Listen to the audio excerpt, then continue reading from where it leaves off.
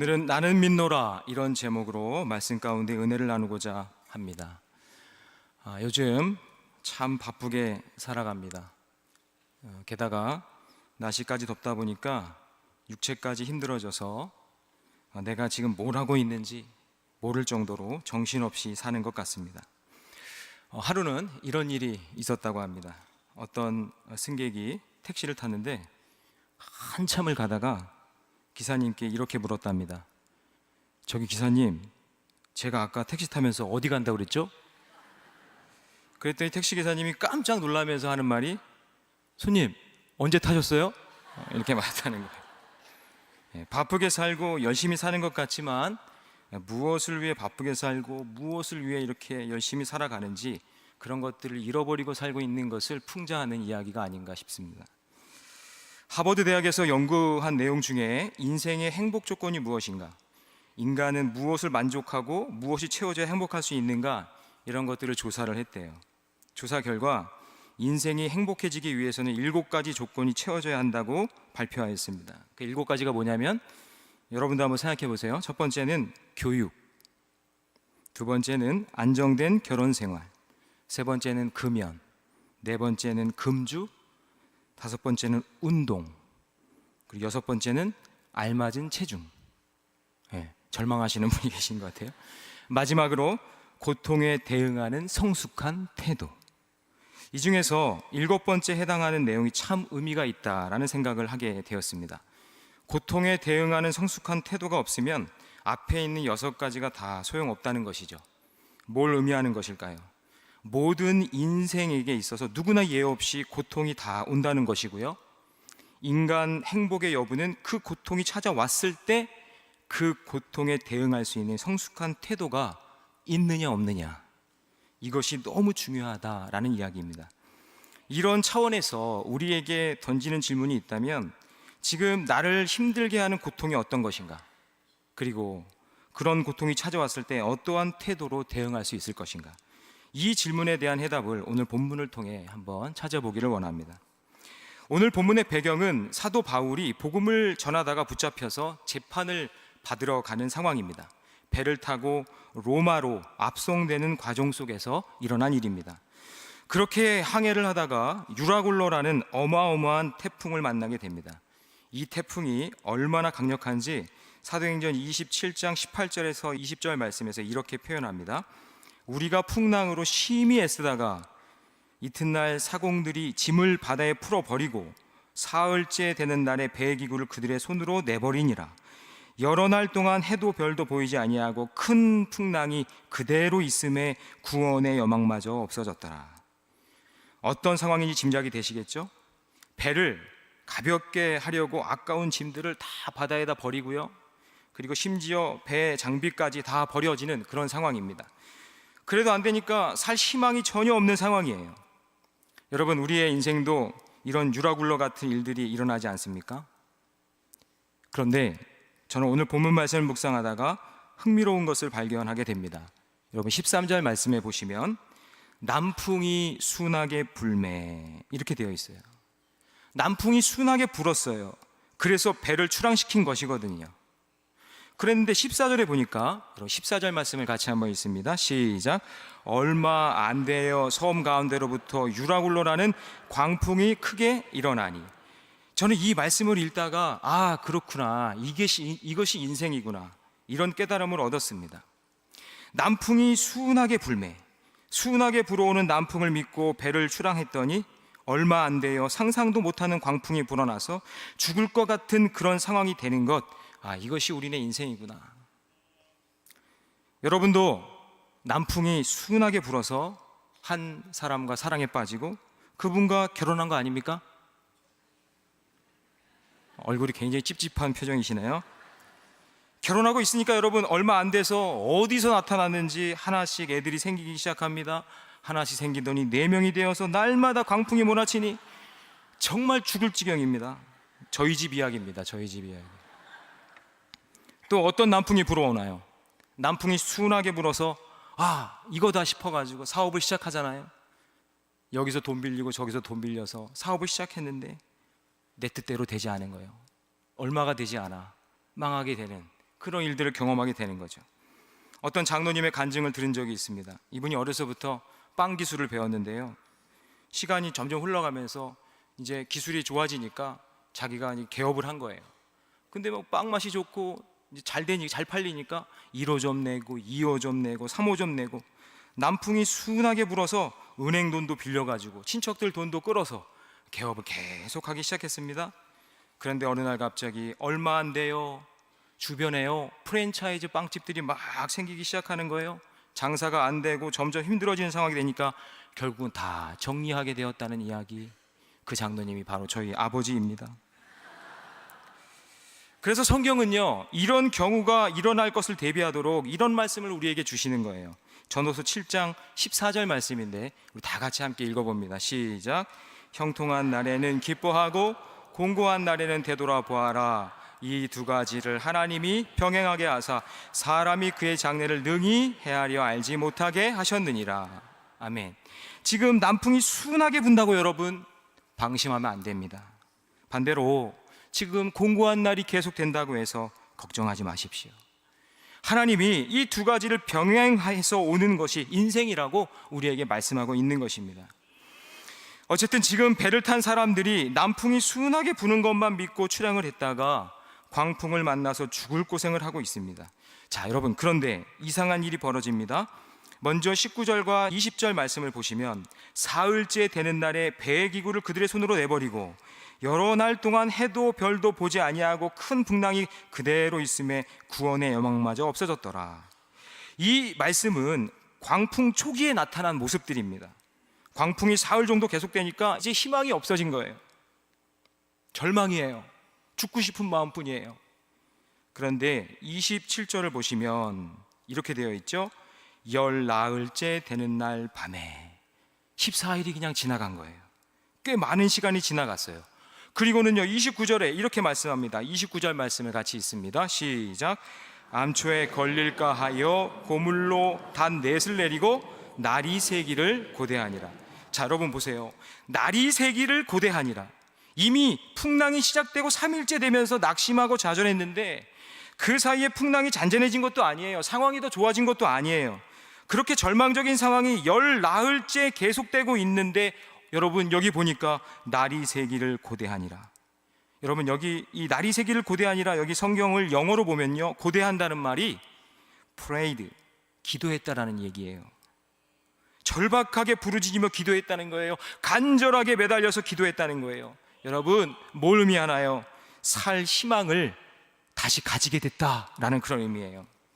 아니 지금 상황은 전혀 좋아지지 않았고 이미 3일 정도 지나면서 극한 두려움으로 몰려왔는데, 그러면 또 지날수록 이미 지치고 너무 힘들어서 이제 포기하고 막 자살하는 사람도 나타나고 막 이래야 되는데 14일이 지났음에도 없던 희망이 생겨서 밤새워 하나님께 살려달라고 기도하고 막 고물을 내려보고 닻을 내리고 이것도 해보고 저것도 해보는 그런 의욕이 살아났다라는 것이죠. 도대체 19절과 29절 사이에 어떤 일이 일어났을까요? 여기에 오늘 우리가 주시는 중요한 메시지가 있는 것입니다. 첫째로, 인생의 광풍 앞에서 믿음의 사람은요, 두려워하지 말라는 하나님의 음성을 들어야 합니다. 자, 여러분 24절 말씀을 함께 읽겠습니다. 시작. 바울아 두려워하지 말라. 내가 가이사 앞에 서야 하겠고 또 하나님께서 너와 함께 행하는 자를 다 내게 주셨다 하였으니. 지금 유라굴로 태풍에 의해서 절망할 수밖에 없는 이 바울에게 하나님이 말씀해 주시는데 제일 먼저 주시는 말씀이 바울아 두려워하지 말라. 여러분 이게 너무너무 의미가 있는 말씀입니다.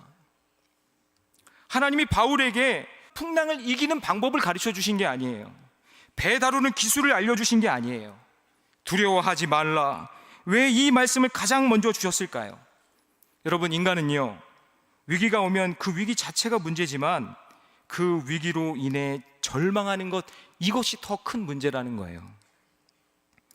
저는 이번 큰숲 가꾸기로 금산 지방에 있는 여름 성경학교를 진행하면서 교육부 총무님께서 교사들에게 당부하는 이야기를 들었습니다. 이런 말씀을 하시더라고요. 이 아이들 중에 다문화 가정 아이들이 있다는 거예요. 가정 이야기나 엄마 아빠 이야기는 하지 않았으면 좋겠다고 부탁을 하더라고요. 내용의 요지는 이런 겁니다. 엄마가 아이만 낳고 자기 나라로 가버린 거예요. 쉽게 얘기해서 도망간 거죠. 제가 보기에 곰곰이 아이들 한 70여 명을 보니까 그런 아이들이 누군지 잘 모르겠더라고요. 그런데 시간이 조금 지나니까 금방 누군지 알겠어요. 일단 얼굴 표정이나 말하는 태도가 달라요. 이 아이들이요, 어렸을 때부터, 갓난 아이였을 때부터 광풍을 만나 절망 가운데 계속 그렇게 살다 보니까 아이들의 마음이요, 쪼그라들어 있고요, 불안한 마음에 말을 잘 못해요. 그 아이들의 인생을 살면서 또 다른 강풍을 만날 때 여러분, 이 아이들이 어떤 음성을 들어야 될까요? 저는요, 이렇게 기도했어요. 이 아이들에게, 하나님, 두려워하지 말라, 걱정하지 말아라 얘들아, 하나님이 너와 함께 하신다, 이런 하나님의 음성을 들었으면 하는 마음으로 그 사역에 함께 동참했습니다. 여러분, 인생의 위기가 찾아왔을 때 제일 먼저 해야 할 것은 마음을 단속하는 것입니다. 하나님은 이 부분에 대해서 분명히 아세요. 그래서 두려워하지 말라 제일 먼저 말씀하시는 거예요. 그것을 하나님은 어떻게 하셨을까요? 하나님은요, 우리를 만드신 분이거든요. 우리 인간에 대한 매뉴얼을 다 알고 계세요. 하나님의 지하 운동이라는 책을 쓰신 루마니아의 리차드 범브란트 목사님이 계십니다. 이분이 참 대단한 분이신데요, 예수 믿는다는 것 때문에 14년 동안 상상할 수 없는 탄압을 받으신 분이에요. 그 끔찍한 고문을요, 말이 여러분 14년이지 끝까지 참고 견뎌낸 분이에요. 이분이 감옥에서 엄습해오는 두려움을 이기기 위해서 그렇게 절박하게 기도했대요. 하나님, 저와 함께 해달라고요. 그리고 매일 말씀을 묵상하면서 어려움을 이겨냈는데, 그런데 범브란트 목사님이 성경을 꾸준히 읽다가 성경 속에 나오는 두려워하지 말라라는 말이 몇 번 나오는지 세어봤대요. 여러분, 이 목사님이 이걸 왜 세어봤을까요? 너무 두려우니까. 그 성경 속에서 말씀하시는 두려워하지 말라를 계속 듣고 싶은 거죠.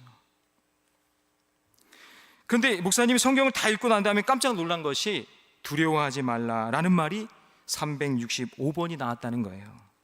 1년이 여러분 365일 아닙니까? 뭘 의미할까요?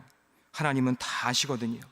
우리의 인생이 염려와 근심과 두려움으로부터 자유하는 날이 단 하루도 없다는 것을 하나님은 잘 알고 계시거든요. 여러분, 지금 풍랑을 만난 바울에게 하나님이 주셨던 이 첫 번째 메시지가 두려워하지 말라였습니다. 14년 동안 희망이라는 조금도 없는 그 감옥에서 범브란트 목사님에게 찾아오셔서 말씀하신 그 내용도 두려워하지 말라입니다. 오늘 지금 이곳에 크고 작은 염려, 근심, 두려움을 가지고 예배드린 여러분들에게 동일하게 주님의 음성이 들려지기를 원합니다. 두려워하지 말라. 여러분, 예수 믿으면요, 슈퍼맨이 되는 게 아니에요. 예수 믿으면 어벤져스가 되는 게 아니에요. 똑같이 두려워요. 그런데 두려움이 안 찾아와서 행복한 게 아니에요. 두려움이 찾아올 때마다 그 두려움을 변하게 하는 능력이 있다는 것, 그걸 믿고 하나님께 기도하는 사람이, 하나님을 예비하는 사람이, 하나님을 찬양하는 사람이, 그 사람에게 하나님께서 희망과 소망을 주시는 줄로 믿습니다. 그래서 여러분, 찬송가 370장 2절 말씀을 우리가 부를 수 있는 거예요. 그 두려움이 변하여 내 기도가 되었고 전날의 한숨 변하여 내 노래가 되었네. 이 찬양이 삶 속에서 구현되기를 주님의 이름으로 축복합니다. 두 번째로는요, 이런 풍랑을 만났을 때 믿음의 사람은 나에게 사명이 있음을 확인하는 사람입니다. 자, 여러분 24절을 보세요. 하나님이 두려워 떨고 있는 바울에게 두려워하지 말라라고 말씀하셨습니다. 여러분, 근데 능력 없는 인간의 수준에서는 그냥 막무가내로 그냥 막 두려워하지 말아라 이렇게밖에 못하죠. 마치 애가 울고 있으면 울지마, 울지마, 울지마 이런 식으로, 이런 말밖에 못한다는 겁니다. 그런데 우리 하나님은 그런 분이 아니에요. 여러분 24절을 다시 한번 보십시오. 바울아 두려워하지 말라라고 된 다음에 내가 가이사 앞에 서야 하겠고 하나님께서 너와 함께 항해하는 자를 다 내게 주셨다. 여러분, 바울아 두려워하지 말라 이 말씀을 하시고는 내가 가이사 앞에 서야 한다, 내가 너에게 맡겨진 영혼이 있다 라고 말씀하시면서 사명을 이야기하는 거예요. 그러니까 두려워하지 않아야 할 이유도 하나님께서 함께 해주신다는 거죠. 여러분, 두려워하지 말라라는 하나님의 음성을 들으셨습니까? 그러면 여러분, 두려워하지 않아야 할 이유도 찾아내시기 바랍니다. 계속해서 두렵고 계속해서 두려운 것이 아니라 내가 두려움을 이겨내고 이 땅에 살아가야 할 사명이 무엇인지. 너는 가이사 앞에 서야 하겠고, 여러분, 이 말씀입니다. 너 걱정하지 마라. 너 아직 죽지 않는다. 너 이 풍랑으로 끝까지 갈 수 있다. 이거 이겨낼 수 있다. 왠지 아니? 너에게 사명이 있거든. 네가 로마에 가서 복음을 전해야 하는데 어떻게 네가 여기서 죽겠니? 그리고 이 수많은 배 안에 있는 사람들을 절망하고 있는데 너 이 사람들을 향한 복음의 능력이 너를 통해 나타나야 되지 않겠니? 여러분, 우리가 이 사명을 자각할 때 그때 우리와 함께 하신 하나님을 경험하게 되는 것입니다. 여러분의 하루는 어떻게 시작하십니까? 내가 아침에 일어났더니 내가 안 죽고 살아있다는 것은 아직도 내게 사명이 남아있다는 것임을 잊지 마시기 바랍니다. 그러기에 우리는 이 하루 동안 하나님이 나를 통하여 하실 일을 생각하면서 감사하게 기뻐하며 하루하루를 사는 것입니다. 저에게 있어서 작게는 저희 집의 가족들을 감당해야 할 사명이 저에게 있습니다. 크게는 교회에서 제게 맡겨진 교구 사역이 있습니다. 이렇게 주의 종으로 한평생 쓰임 받으면서 산다는 것을 생각하면 하루하루가 얼마나 기대되고 얼마나 감사한지 모릅니다. 하나님이 바울에게 이런 사명을 확인시켜 주시니까 그 입에서요 놀라운 이야기가 나오기 시작합니다. 자, 여러분 30절 말씀을 한번 보세요. 바울이 이렇게 얘기합니다. 사공들이 도망하고자 하여, 배 안에 있던 사공들은 많은 경험이 있으니까요 점점 수심이 얕아지는 걸 보더니 도망할 계획을 합니다. 그래서 도망하려고 닻을 내리는 척하면서 거룻배를 바다에다가 이렇게 내려놓습니다. 여러분, 거룻배는 뭐냐면 돛이 없는 작은 구명보트를 이야기하는 것이죠. 거기 타고 도망가려고. 여러분, 이런 상황에서 배 전문가들이, 그런 사공들이 도망치면 어떻게 되겠습니까? 더 큰 위기가 발생하겠죠. 그래서 바울이 그 위기를 이렇게 호소합니다. 여러분 31절 말씀을 같이 읽겠습니다. 시작. 바울이 백부장과 군인들에게 이르되 이 사람들이 배에 있지 아니하면 너희가 구원을 얻지 못하리라 하니. 여러분, 이 말씀에서 너희가 라는 말을 보면 마치 바울은 이 배에 안 타고 있는 것처럼 느껴지지 않습니까? 지금 바울도 이 배에 타고 있잖아요. 그러면 너희가가 아니라 뭐라고 해야 돼요? 우리가, 이렇게 얘기해야 되는 거죠. 죽으면 자기도 죽는 거 아닙니까? 그런데 바울이 지금 우리가 라고 말하지 않고 너희가 라고 말하는 이 의미 속에는 내가 로마로 가서 내 사명을 감당하기까지는 여기서 죽지 않는다는 확신 있는 말을 하고 있는 것입니다.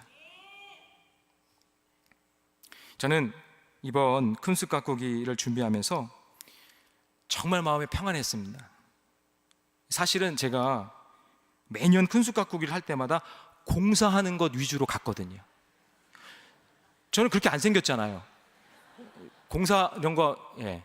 근데 하나님께서 늘 공사하고 수리하고 교회 지붕 고치고 사택 고치고 하는 쪽으로, 그래서 안양교회에서는 이제 교회 고치고 봉사하고 하는 이런 걸 해야겠구나, 이런 생각을 하고 있었는데 올해는요 보수 공사 이런 게 아니라 여름 성경학교를 하는 곳으로 하나님께서 저를 보내주셨습니다. 얼마나 마음이 평안하고 얼마나 이게 부담이 적던지. 그런데 이번 여름 성경학교에서 이제 좀 쉴 수도 있겠다 생각하고 거기서 좀 설교 준비 좀 하고 하면 되겠다, 이렇게 생각을 했거든요. 또 그럴만도 한 것이 탁월한 전도사님 두 분이 같이 가고, 또 베테랑 교사 선생님들이 함께 가니까 제가 별로 할 게 없는 거예요. 저는 이제 뒤에서 좀 기도하고 뭐 쓰레기도 좀 줍고 정리하고 뭐 이런 것만 하면 되겠구나, 이렇게 생각을 했는데요. 갔는데 갑자기 드럼 치는 사람이 없다고 저보고 드럼을 막 치라는 거예요. 막 드럼을 막 신나게 쳤는데 제가 고등학교 이후로 쳐본 적이 없거든요. 막 제가 신기하니까 막 동영상을 찍는 거예요. 그거 다 없애라고 제가 막 그랬어요. 그랬더니 드럼 치다 말고 갑자기 대표 기도를 하라는 거예요. 그래서 막 대표 기도를 하죠. 분반하는데 막 덥다고 선풍기 날라달라고 선풍기 막 날라줬죠. 여기서 저기서 막 이거 해달라 저거 해달라 막 요청이 들어오는 거예요. 제가 그날 첫날부터 깨달았어요. 하나님이 나를 이곳에 보내신 이유가 있구나. 그래서 한 가지 깨달은 건 이겁니다. 사명이 있는 자는 쉴 자유도 없다라는 것을 깨닫게 되었습니다. 바울은요, 하나님이 바울이 지금 두려운 가운데 있을 때 풍랑을 만나 절망할 때 두려워하지 말라는 말로 위로를 계속해 주셨지만 오히려 이런 위기 때에 사명을 보여주셨다는 것을 우리가 꼭 기억해야 돼요. 여러분, 무슨 일로 힘드신지는 모르겠지만 그 문제에만 매달려서 그거 해결해 달라고 바둥바둥하는 인생이 아니라 문제가 찾아오면 찾아올수록 하나님, 나는 사명이 날마다 나에게 주신 그 사명을 날마다 깨닫기를 원합니다. 나는 이것 때문에 무너질 수 없는 인생입니다. 왜요? 사명이 남아있기 때문에. 이렇게 고백할 수 있는 저와 여러분 되시기를 주님의 이름으로 축복합니다. 마지막 세 번째로, 위기가 올 때 믿음의 사람은요, 나는 믿노라, 이렇게 희망을 외치는 사람입니다. 무슨 뜻인가 하면요, 여러분 24절을 보시면 먼저 하나님이 바울에게 희망의 말씀을 들려주셨잖아요. 바울아, 두려워하지 말라. 그랬더니 그 희망이 회복된 바울이 바로 그 다음 25절에서 이렇게 말합니다. 그러므로 여러분이여 안심하라. 저는요, 여러분, 이 두 관계가 우리에게 꼭 필요하다고 생각합니다. 바울아, 두려워하지 말라. 이 하나님의 음성을 들은 바울이 이제 다른 사람을 향해서 그러므로 여러분들이여 안심하라 라고 외칠 수 있어야 한다는 것입니다. 하나님은요, 여러분들을 통해 그러므로 아들아 안심하라, 그러므로 딸들아 안심하라. 여러분 혹시 이곳에 사장님들이 계시다면 그러므로 직원들아 안심하라, 이렇게 외치기를 원하고 계시는 거죠. 성경은요, 전부 다 선포이고 외침입니다. 주 예수를 믿으라, 그리하면 너와 내 집이 구원을 얻으리라. 여러분, 이 선포를 누가 해야겠습니까? 저와 여러분이 하셔야 된다는 것입니다. 저희 둘째 아이가 유치원 다닐 때 있었던 일입니다. 하루는 유치원에서 전화가 왔어요. 학부모들이 저희 둘째 아이 때문에 아이들을 못 보내겠다는 거예요. 목사 자녀가 이러면 안 되잖아요. 목사 딸 때문에 아이들이 유치원에 안 보내겠다 그러니까 얼마나 걱정이 되는지 모르겠어요. 그래서 이제 이유를 물었죠. 이유를 물었더니 선생님이 하시는 말씀이, 둘째 아이가, 지원인데요, 지원이가 예수 안 믿으면 지옥 간다라는 얘기를 너무 리얼하게 한 거예요. 이런 거 구더기가 있고 막 불에 타는데 엄청 고통스러운데 죽지는 않고, 막 얘가 좀 감정적이거든요. 얘가 이거를 너무 리얼하게 하니까 아이들이 공포에 떨어서 엄마한테, 엄마 나 지원이 때문에 유치원 안 갈래요. 그래서 왜? 예수 안 믿으면 지옥 간대, 막 이렇게 얘기를 했다는 거죠. 제가 그 얘기를 듣고 곰곰이 생각했어요. 뭐가 문제지? 맞는 얘기인데. 예수 안 믿으면? 여러분 얘기해 보세요. 예수 안 믿으면? 예수 안 믿으면 천국 가나요? 어디 딴 데 가나요? 지옥 가잖아요. 맞는 얘기 했는데, 맞는 얘기 한 건데. 제가요, 둘째 아이한테 이렇게 얘기했어요. 지원아, 다음에는 천국 얘기도 조금 해. 그리고 좀 부드럽게 좀 얘기 좀 해줘. 제가 잘 얘기를 했어요. 여러분, 그렇죠. 여러분들을 통해서 천국에 있고 예수님을 믿으면 구원받는다 라는 그 선포적인 말씀이 여러분의 입술에서 선포되어야죠. 두려워 말라. 여러분에게 수시로 말씀하시는 하나님이 있지만 여러분만 두려워하는 게 아니라 다른 사람들도 두려워하기에 안심하라, 하나님이 너희와 함께 하신다, 너희들도 두려워하지 말아라 라고 말씀해 주셔야 된다는 것이죠. 저는 이번 금산지방 사역을 참 은혜롭게 진행하면서 금산지방 목회자님들도 최선을 다하는 그런 저희들의 교사 그런 모습에 감사하면서 함께 아름다운 사역을 잘 마치고 돌아왔습니다. 그러면서 사역을 다 마치고 저녁을 같이 먹으면서 금산지방 교육자들과 함께 식사를 하는데 큰숲가꾸기가 뭐냐고 저에게 물어보는 거예요. 그래서 제가 잘 설명을 해드렸어요. 이렇고 해서 우리가 더불어 큰 숲을 이루고 우리만 크는 거목이 아니라 함께 더불어 크는 그런 아름다운 사역을 우리가 한다고, 전교인들이 함께 미스바 전교인 성회를 통해서 큰 은혜 받고 그 은혜 받은 힘으로 전국 각지에 흩어져서 주의 일을 감당한다고, 우리만 은혜 받는 게 아니라 우리가 받은 은혜를 가지고 다른 곳에 가서 그 은혜를 함께 나누는 이 일을 하는 것이 큰 숲 가꾸기라고요. 그래가지고 이제 얘기를 했죠.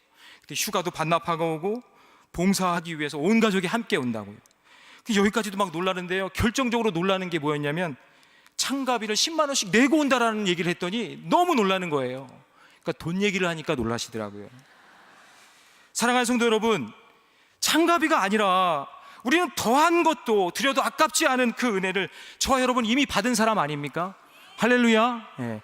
여러분, 돈 아까워서 주의 일 감당하지 못하는 것이 아니라 내 돈 다 드리면서도 기쁘게 감당할 수 있는 게 저와 여러분 아니겠습니까? 여러분, 창가비 내면서까지도 와서 섬길 수 있는 그 이유는 내가 하나님께 받은 은혜가 있기 때문인 줄로 믿으시기 바랍니다. 엄마는 내가 죽었으면 좋겠다고 말했다라는 책이 있습니다. 이게 어떤 내용이냐면요, 아프리카 공화국의 마틴 피스트리우스라는 12살짜리 소년이 크립토코스크 내막염이라는 그 희귀병에 걸려서 의식불명이 되고 식물인간이 된 그런 이야기예요. 그런데 식물인간처럼 누워있는 아이가 4년 만에 의식이 돌아온 거예요. 얼마나 기적 같은 일이 일어난 거예요. 다 들려요. 그리고 또 다 느껴져요. 그리고 보이는 것까지 하는데, 여러분 보세요, 다 보이고 다 들리고 그리고 다 느껴지는데 여전히 몸을 못 움직이는 거예요. 근데 사람들은 이 아이가 의식이 돌아왔다는 것을 전혀 모르는 거예요. 부모님도 몰라요. 이 아이가 의식이 돌아왔지만 몸을 못 움직이는 상태로 9년을 그렇게 지나갑니다. 얼마나 답답하겠어요. 지켜보는 가족들도 답답하기는 매한가지였겠죠. 엄마는 너무 힘드니까요, 자살 시도까지 하려고 하는 거예요. 하루는 그 엄마가 너무 낙심이 되니까 아이가 못 들을 것이라는 생각에 아이가 이렇게 있는데 이렇게 얘기하는 거예요. 네가 죽었으면 좋겠어. 엄마는 나를 바라보면서 천천히 말했다. 네가 죽어야 해. 엄마가 이렇게 말하는 것을 듣는 순간 온 세상이 무너지는 것 같은 그런 기분을 느끼는 거죠. 여러분, 그 책 내용을 그대로 읽어드리면 이렇습니다.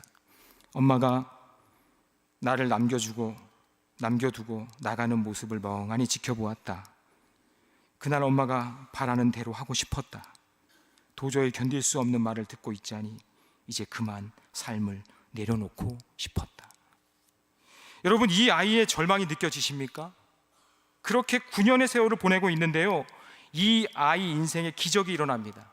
버나라는 간병인이 온 거예요. 계속 간병인이 있었지만 바뀌다가 이 버나라는 간병인이 왔는데 이 아이의 미세한 움직임이 있다는 것을 발견합니다. 의식이 돌아왔다는 걸 깨달은 거예요. 그 책에 이렇게 되어 있습니다. 버나는 다른 간병인과는 달리 말을 걸기 시작했고 나는 결코 잊지 못할 사람을 만났다는 것을 짐작했다. 온갖 의구심에도 불구하고 버나는 좀처럼 흔들리지 않았다. 신념이 불꽃처럼 타올랐는지 내가 사람들의 말을 이해하려는 것 같다고 이 사람 저 사람에게 말하고 또 말한 뒤에 나의 부모님에게 검사를 해보자고 말했다. 처음에는 아무도 귀를 기울여주지 않았다. 이 버나가요, 끊임없이 외쳐서 부모님의 마음을 바뀌게 된 거예요. 그리고 그 부모님의 마음이 바뀌고 검사하게 됐는데 이 부모들 마음은 속는 셈 치고 한번 검사 한번 해보자, 이런 마음이었어요. 이것이 그 아이가 살아나게 된 계기가 된 것이죠. 9년을 죽은 듯이 지냈던 아이가 청년이 되어서 되살아났던 때 그 나이가 몇 살이냐면 25살이 된 거예요. 지금 이 청년이요, 믿겨지지 않은 변화가 일어났는데 의사소통 프로그램을 자기 혼자 익혀가지고요, 대학도 졸업하고 직장도 다니고요, 좋은 자매를 만나서 결혼하고요. 더 놀라운 것은 휠체어 경주 클럽에 가입해가지고 정기적으로 그 휠체어 경주 대회에 참석한다는 거예요. 여러분, 절망뿐인 한 아이의 인생을 이렇게 완전히 변화된 인생으로 바꾸게 만든 것은 그 한 사람, 간병인 버나라는 그 한 사람 때문입니다. 수술대로 향하는 그 아이에게 버나가 그 아이에게 이렇게 속삭입니다. 최선을 다하는 거야, 알았지? 오늘 본문에 유라굴로 태풍 앞에서 절망했던 사람들에게 소리쳤던 바울하고 똑같은 상황 아닙니까? 여러분, 여전히 우리 주변에 인생의 풍랑을 만난 사람들이 있습니다. 여러분, 며칠 전에 존경받던 정치인이 갑자기 풍랑을 만나 자살을 합니다.